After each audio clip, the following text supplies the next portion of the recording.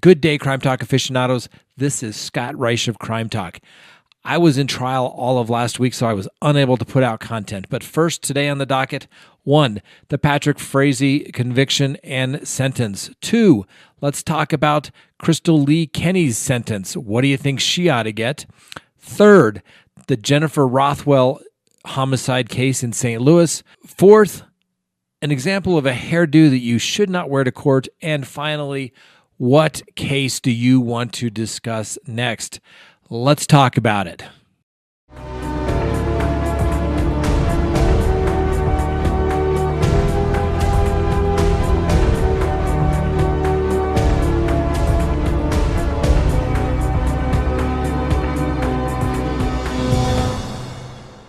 Good day, Crime Talk aficionados. This is Scott Reisch of Crime Talk. And first, I would like to thank you for tuning into our channel. If you have not already subscribed, we ask that you hit that subscribe button. If you like the video, please hit the like button and please leave us a comment. We want to know what you have to say about what we're talking about. First on the docket, so the Patrick Frazee case, which we have followed rather closely from the beginning. It would have been better had it been actually televised or videoed in court where people could actually see things, but that is not the case.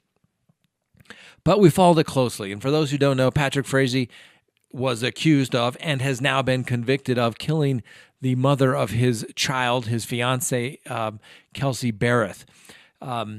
Krystal Lee Kenney was another girlfriend of Patrick Frazee who came to clean up the mess, as it was described, and ultimately testified against him in exchange for a very good deal. So we follow the case. The closing arguments could have been done on Friday afternoon. No. What do? To make life difficult for all of us, particularly me, they wait until Monday.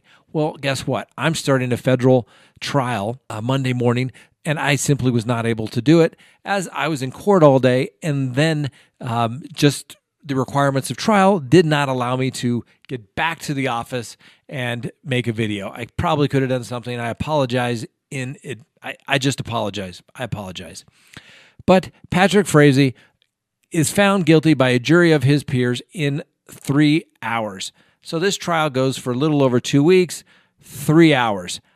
I thought it would have been a little closer, but you know, when you're the jury and you have a chance to look and see everyone in the courtroom, not just the witnesses, but how Patrick Frazee is acting, those kinds of things matter. And of course, we didn't get to see it because apparently the courts in Colorado don't think that we should let the judicial process be seen to all. Mr. Frazee gets convicted. Since it's a life without parole case, no need to set it over for a pre-sentence investigation report to see if, Mr. Frazee had a tough childhood, did his parents beat him, who knows, whatever would have been. There's work history. It doesn't matter. He's going to prison for the rest of his life, and he's never getting out. And he got 156 years stacked on top of his life sentence. He will never, ever get out. Next matter on the docket, Krystal Lee Kenney, the girlfriend of Patrick Frazee, the nurse who traveled all the way from Idaho, helped clean up, dispose of the body of Kelsey Barrett based upon her own testimony. What is she going to get? Haven't been able to find the exact date of her sentencing just yet, but I've been a little busy, so I apologize in advance, but I'll have it for you as soon as I can narrow that date down. My guess is it'll be set after the holidays so that Krystal Lee Kenney can, in fact, be with her family.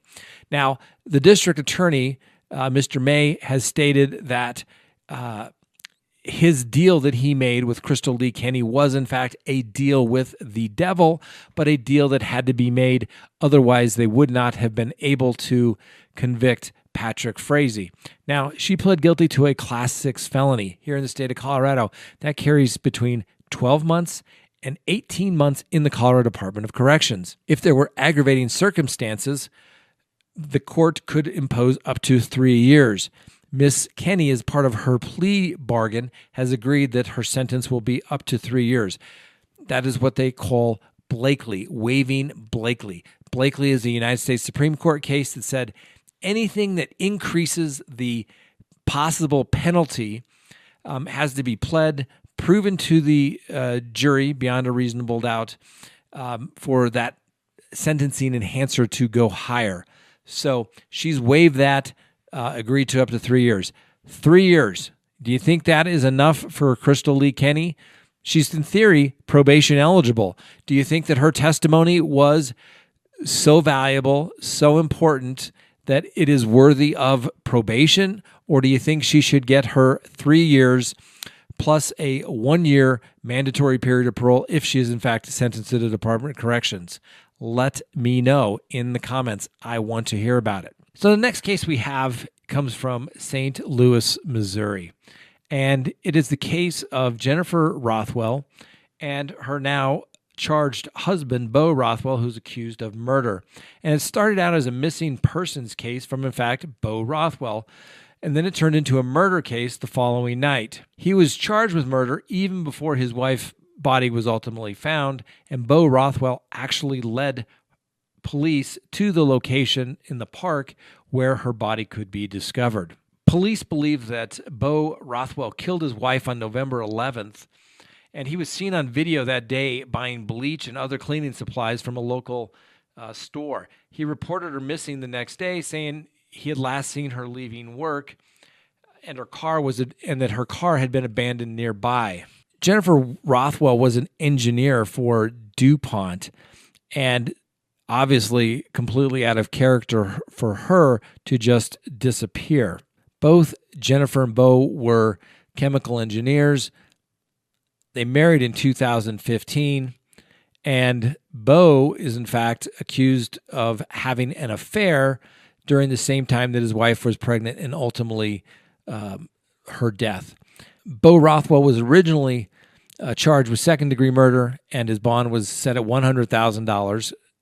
It was then upgraded, and now he is being held without bond. The mere fact that he led authorities to the location of his wife's body does not bode well for him, and it seems like a pretty straightforward case.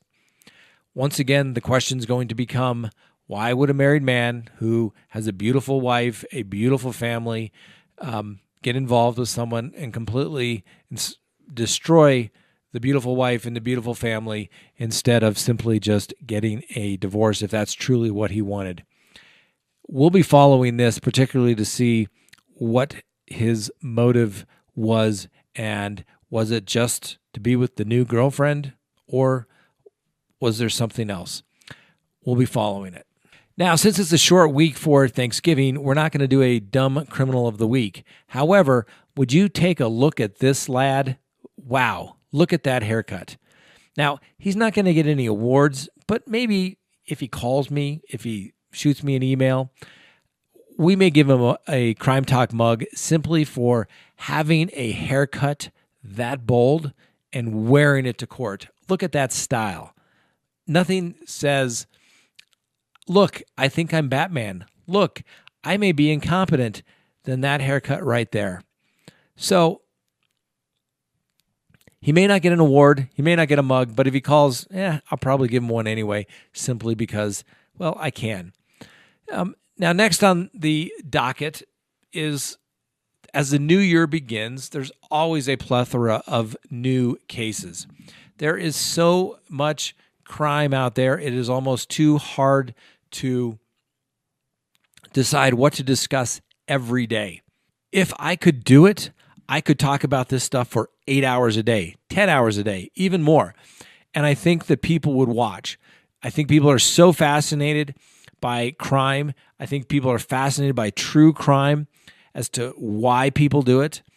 There's a certain fear as to what goes on out there. And I'm telling you, as a criminal defense attorney for 25 years, if people knew the amount of crime that took place in their cities on a daily basis, they would be shocked, they would lock the door, and they would not leave. But it's also about good versus evil. It's about people persevering and seeking the truth, and detectives and people coming forward to disclose new information about a case, and whether it's to do the right thing or to make sure the family of a victim of a crime has some closure. That's important, and that's why I think people love true crime. We think we provide a service here by trying to explain things in a little more detail than you'd get on your evening news.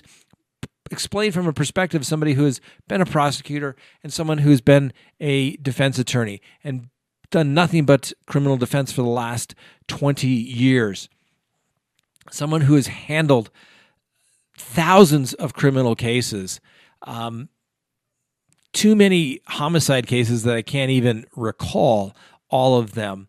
I think that I bring something to you, and hopefully you all think that I bring something to you of insightfulness about these cases, of how they are going to be handled and what to expect. So I would appreciate it if you all know of any truly interesting cases out there that maybe that, yes, they're being covered and they're interesting and you want to hear more about it, or a case that is not getting the attention that it deserves, but it may, and hopefully we can help bring that publicity to a case to either make sure that justice is done one way or the other, because nobody wants an innocent person to go to prison for a crime that they did not commit.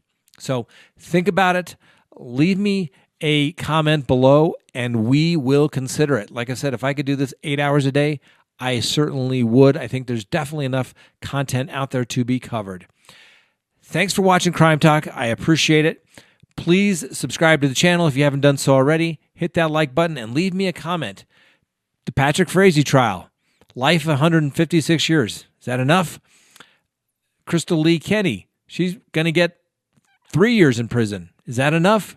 Why do all these men with beautiful wives and families do what they do, allegedly, to go be with the new mistress? If somebody can explain that to me, please let me know. And ultimately, let me know what case you'd like to follow. Have a great day.